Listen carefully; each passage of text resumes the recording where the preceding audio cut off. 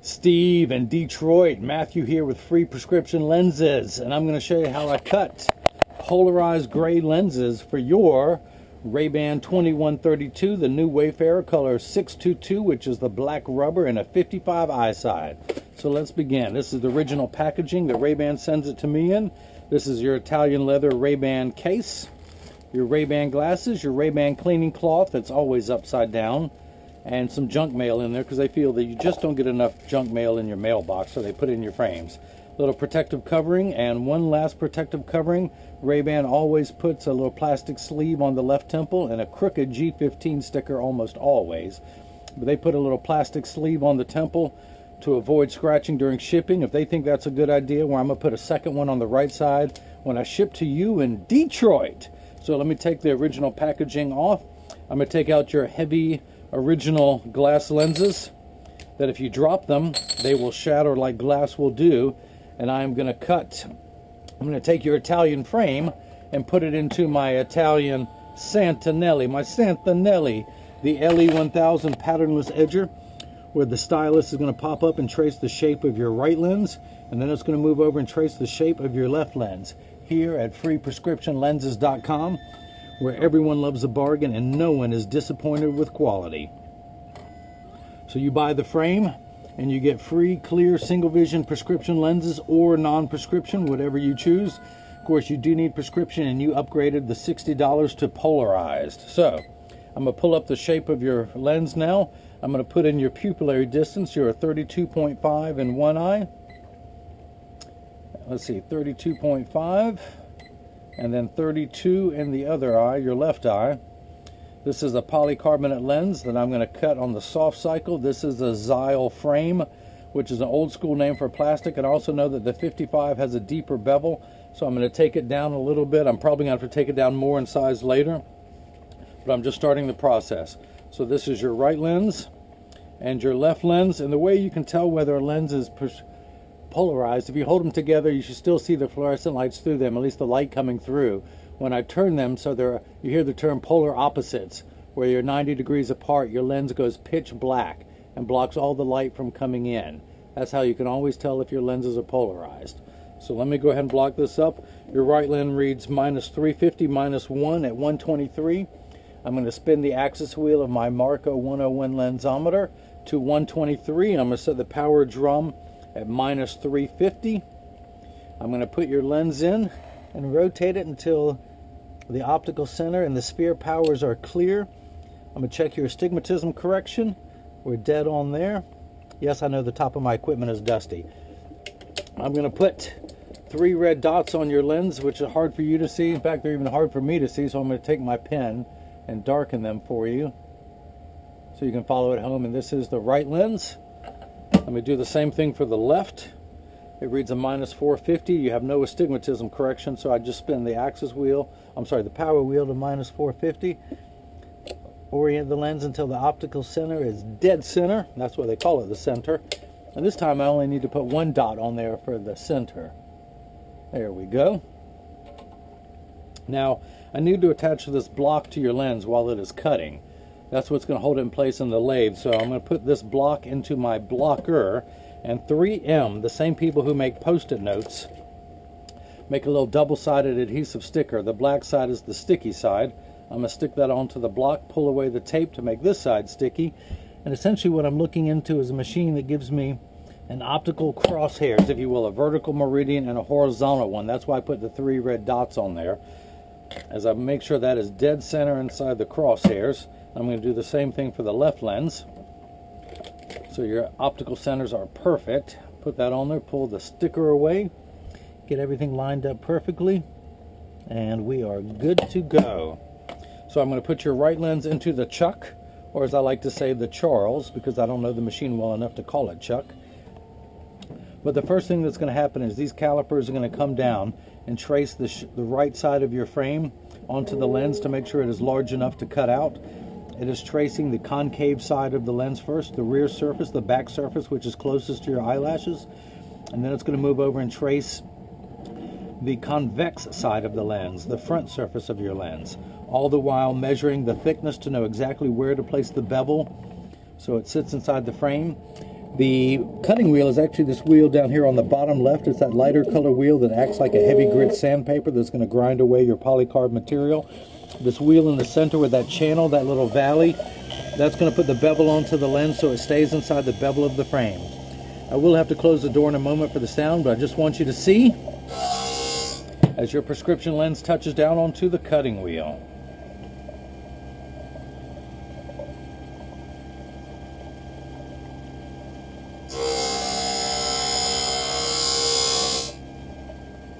Now your prescription reads in your right eye minus 350, minus 1 at 123. The power in your left eye is minus 450. The unit, you've heard of ounces, pounds, and gallons, where the unit of measurement in the optical field is called a diopter, and that is spelled D-I-O-P-T-E-R. Everything is in quarter increments. 0 means plano, no prescription, and goes up in quarter increments, 0.25, 0.50, 0.75, 1. You're at 350, so you need 14 steps of correction to make everything the correct size. With your glasses off, things are actually much larger than they appear in real life. So when you put your glasses on, they actually minify. It's opposite of magnify, even though that word is not found in the dictionary, but your lenses will minify to the correct size so that just that, the images are the correct size.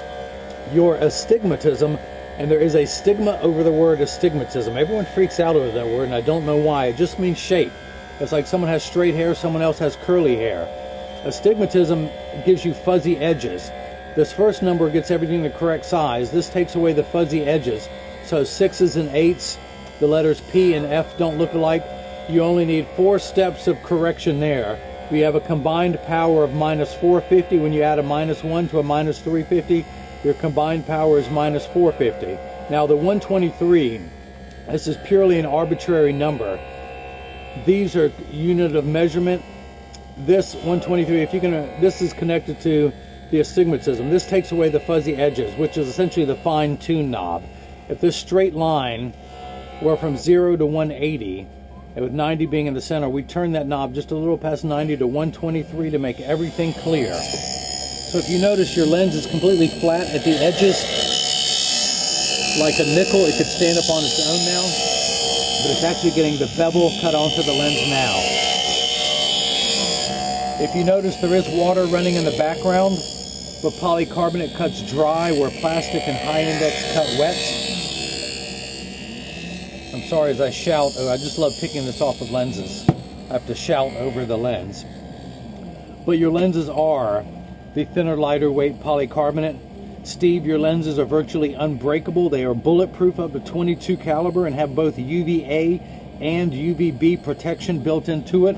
We know what the sun's harmful ultraviolet rays can do to your skin, where your eyes are 8 times more sensitive than your skin. So you have permanent sunscreen for your eyes now.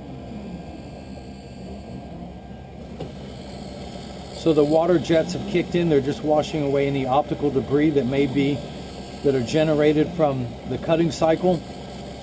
It's just getting a little optical bath, and once it stops, I'll take it out and I'll see if it fits into your frame. Although the first thing I'm going to do is dry off your lenses, your right lens, so that it's not slippery, and it's embarrassing when I drop a lens on TV. So I dry it off so that doesn't happen. If you notice, there is still some white powdery substance. I'm about to put more because you still have some rough edges left over from the cutting cycle. So I will use my hand stone, which is completely flat. I can put my finger on it while it's running, and my finger gets warm due to the friction. But it's that friction that allows me to put what's known as the safety bevel around the outside of your lens. I'm going to use my thumbnail to scrape that off. That white powdery substance you see is called Schwarf. I'm going to scrape that all off your lens and drop it on the counter. Once it's all off of your lens, I carefully collect it, and then I very neatly wipe it onto the floor. And this is where I love to say in every video, kids, stay in school. If you want to grow up to make a mess, you got to stay in school. So let's see if your lens fits. I'm going to take your frame and I hold it upright where the empty lenses are pointed upwards. I'm going to tuck it in at the outside corner. Then using my thumbs, I press down. It still does not want to go in, so I'm going to take it down 1/10 of a millimeter again. The golden rule, you can always cut more off. You can never add it back on. So I always start a little bit large and work my way down. Usually the 52 that I wear, it snaps in perfectly, but the 55 has a little bit of a deeper bevel, so I have to cut a little bit more. So I'm going to take 1/10 of a millimeter off the circumference of your lens, and a millimeter is the distance between my thumbnails. So I'm going to take 1/10 of that distance off, going all the way around until it fits into your frame perfectly.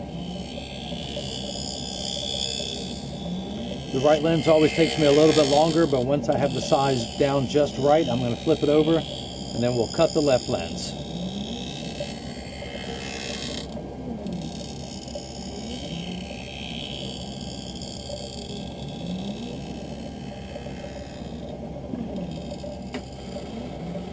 I may have to repeat this procedure for the left lens just because it's a little bit stronger. Usually the stronger the lens, the more I have to take off of the very final cutting cycle. And of course, in the future, Steve, if you ever need your prescription changes and you like the frame, I can send you lenses only. And from watching this video, you'll know how to pop your lenses in and out of the frame. Because every day I take my frame, I wear this frame, or actually I have it in 11 colors now. Black rubber is one of them. But I have one set of prescription lenses. I just pop them out of one frame and put them into a different frame depending on what I'm wearing that day. So let me clean my prescription lenses off so I can see what I'm doing, yo. All right, that is back on. So I'm going to take this out. Again, let's dry your lens off so it's not slippery. Back to the handstone real quick. Back to the safety bevel real quick. Back to a handful of nuts. That's what I was snacking on before I cut your lenses. Get my energy up, my protein up. So all that's off your lens. I collect that back on from the counter and I wipe it on the floor again. This is where I say, kids, stay in school. How many times I got to tell you? So, to see if your lens fits now, I tuck it in at the outside corner, which is closest to me. Then using my thumbs, I press down at the nose. And actually, it's still a little bit more give, so I'm going to take it down another 1/10 of a millimeter until it fits in there perfectly. Now, some optical places would actually heat the frame up. The front, you've got these glass beads that everyone wants to know what they are.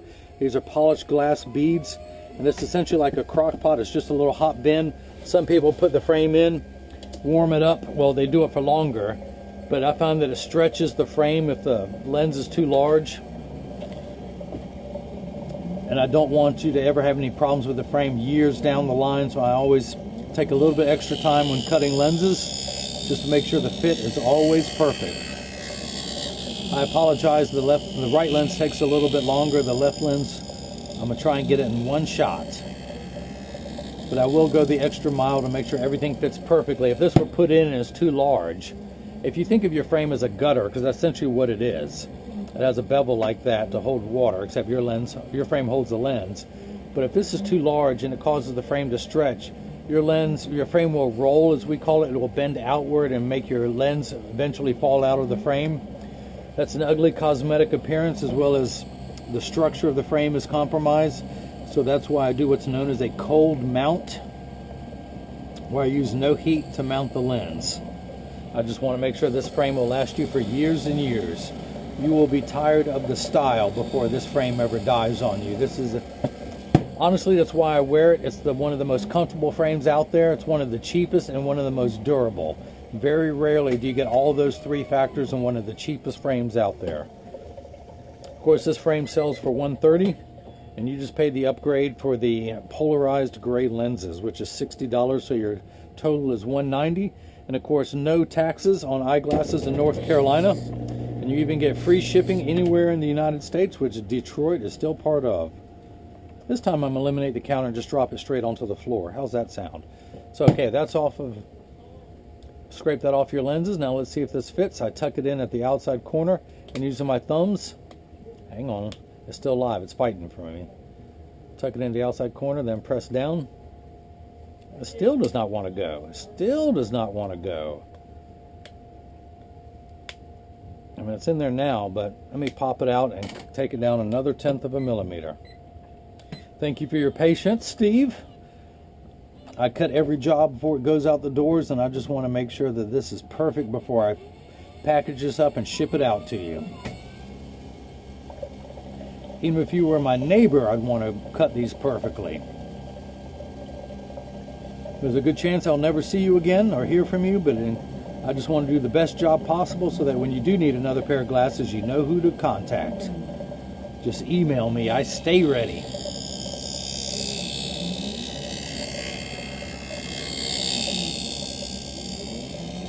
It's only on the 55 eye size I have to do this. The 52 cuts perfectly every time. I just don't understand why that bevel is so much deeper on the larger frame than it is in the smaller frame that I wear.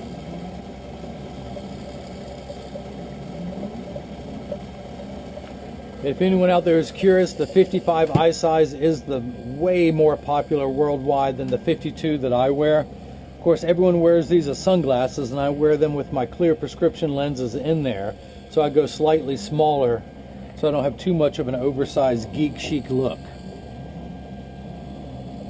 Of course, the other nice thing is years from now, if you buy, I tell my patients 5 weeks, 5 months, 5 years from now, you buy a second color, your lenses will fit into it.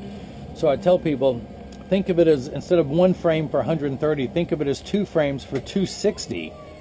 Get clear lenses in one frame, sunglass lenses in the other, and just flip your lenses back and forth. So essentially you now have 2 pair of clear glasses or 2 pair of sunglasses, just to whichever ones you decide to pop the lenses into that day. I'm wearing a white shirt with blue pinstripes, so that's why I have the blue crystal, the blue with the stripes. That's why I'm wearing this one today. So okay, back to the handstone. Ooh, I did not dry the lens off. I just have to make sure not to drop it. Back to scraping that off, back to dropping that on the floor, back to me reminding the kids, stay in school. Grow up and learn to make a mess like I do. So, okay, I'm going to tuck it in at the outside corner closest to me and using my thumbs. Now that snaps in easier. So let's go ahead and cut the left lens. I'm going to flip that over to the left and hit start. And just like before, the calipers are going to come down, but this time they're going to trace the left side of your frame onto the lens to make sure it's large enough to cut out. Again, starting with the back surface, the rear surface, the concave side of the lens, and then it's going to move over and trace the convex or the front surface. I wish I could override this procedure, but it's hardwired into my Santinelli edger. But I get emails from people saying they like to watch it go around, so I'm going to let it do that. I would override it because it would save me a minute per video. This machine costs $30,000. You think I could wire it myself, but no.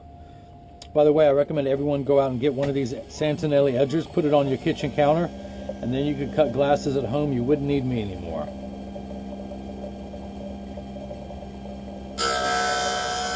So as your left lens is cutting, I'm going to go ahead and keep working on your right lens. I'm going to take this block off that is no longer needed, pull this sticker off, dry your lens off where there's a tissue.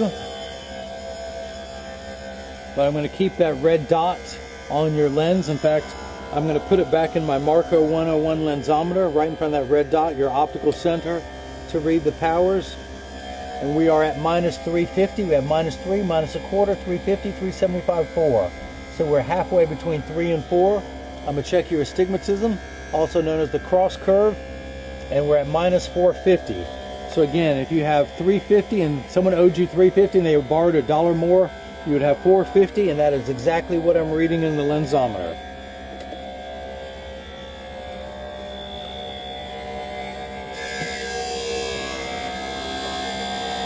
So that is your left lens while it is cutting.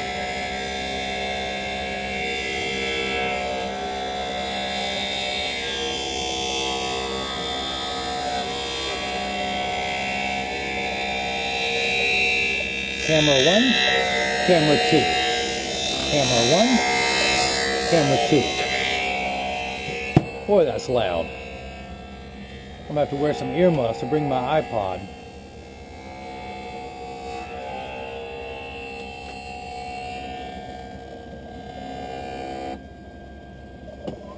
Again, now you can see where your lens is flat all the way around the edges like a nickel. So it's staying up on the counter.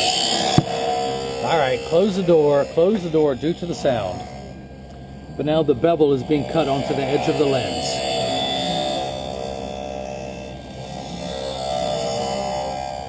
Your lens does not like it when I try and talk over it.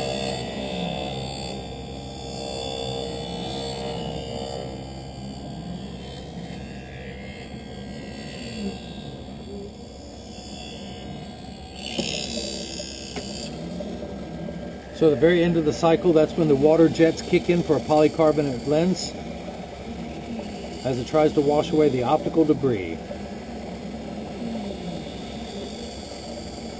It's not doing a good enough job because I can see some on the edge of the lens. Look at that. Of course it doesn't matter. I just want it to feel good about itself. As soon as I take it out, I'm going to put some more on there. So let my little Sentinelli feel good about what it's doing.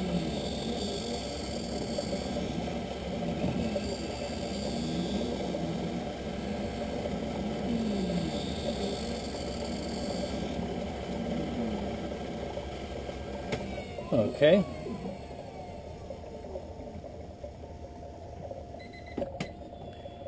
Dry your lens off. Back to the safety bevel. Back to running my thumbnail around the edge of the lens. Clean all that off. Oops, I dropped some on the counter. You know what that means? Wipe it on the floor. Well done. Well done. Okay, oops, I left some there. There we go. More of it on the floor. So let's make sure your left lens fits. I rotate the frame around where the empty side is closest to me. I tuck the lens in at the outside corner closest to me. Use my thumbs and it snaps in perfectly. So I'm going to take this block off. There's no way I could miscut a spherical lens, spherical meaning no astigmatism correction, but I'm going to put it in anyway. And I'm getting minus 450 again, which is what your prescription reads in the left eye. So there's two red, you are 32.5 PD in your right eye, 32 in the left for a combined power of 64.5. And actually, I will hold this up over the light. Those two red dots, I'll put the 0 next to my thumb on your right lens. And then hopefully you can see that it's 64.5, just half a tick mark away from 65. So that is cut perfectly. I want to use my optical grade acetone to clean those red dots off of your lenses. And then I'm going to do one more thing before I ship it to you. I want to make sure your frame is in standard alignment. 99% of all optical shops will do free adjustments if you ask them. So if you get your glasses and you find that they're sitting, if they're a little low, well, if they're loose or too tight, that's one thing. But if they're high on one side or low on the other, which is the same thing, which 80% of people have one ear that's higher than the other. So when you put these on, they're crooked. Just stop by your local place to ask them to be adjusted. I am part of that 80%. When I put my finger down, press down, my glasses wobble on the counter. I'm going to make sure yours don't. They're in standard alignment in a 3-point stance. Those 3 points are 1, 2, and the bottom of the frame being 3. So I set it down. There is no wobble. I flip it over. There is no wobble. I make sure that each temple overlaps perfectly and that there's the same amount of tension on each hinge, and there is.